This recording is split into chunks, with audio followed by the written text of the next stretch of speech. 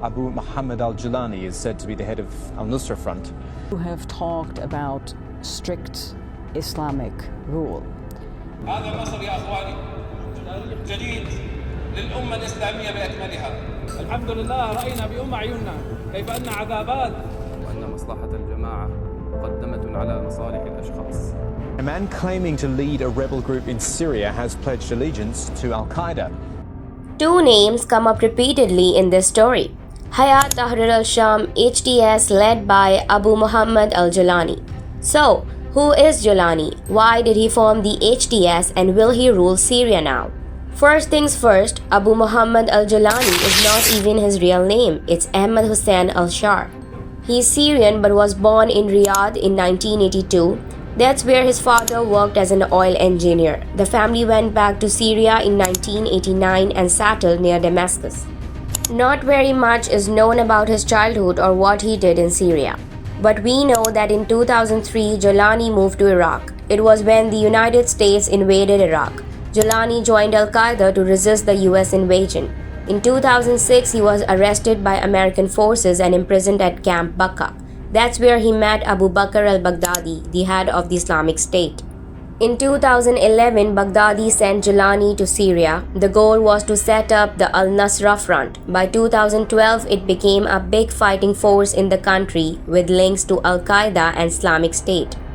In 2013, Baghdadi made a sudden decision. He was cutting ties with Al-Qaeda and expanding to Syria.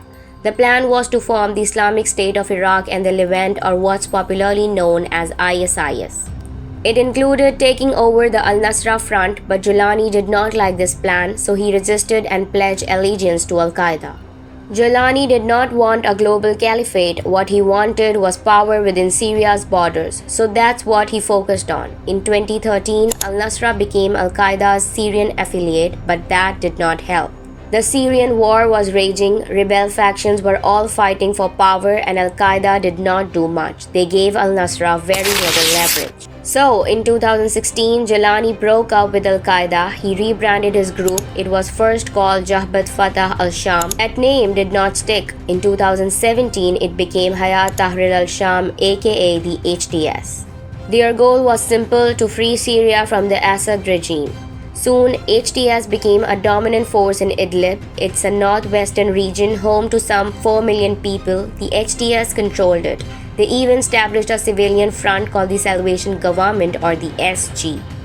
The SG ruled like a state. They had a prime minister and government departments. Julani too went through an image makeover. He wanted to shed the Al-Qaeda association, so he organized events, talked to the public, and even arranged some disaster relief. Now that they have taken over Syria, all that image building will help the HTS. They can use it to legitimize their rule.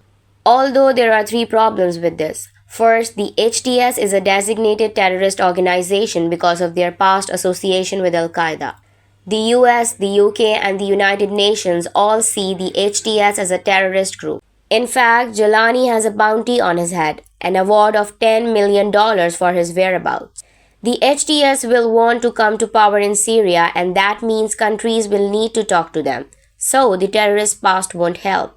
The jihadist tag is a liability, although some countries are wondering if they should drop it now. The UK, for instance, is looking at removing it from the terror list. Second, their Islamic dreams. They want to establish a state according to their own interpretation of Islamic law.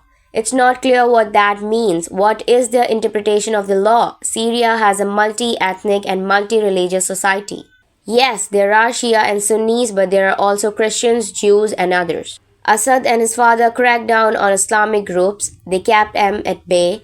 Now the HTS also issued assurances, and they've said that religious and ethnic minorities will be protected in the country. But we'll have to wait and see. And problem number 3 is their track record. They accuse Assad of being authoritarian, but look at their own record. The HTS has done the same, imprisoning critics in Idlib, brutal crackdowns, and human rights abuses. Also, they may have led this offensive, but they had support from many other rebel groups that will now want their pound of flesh. So where does this leave Syria?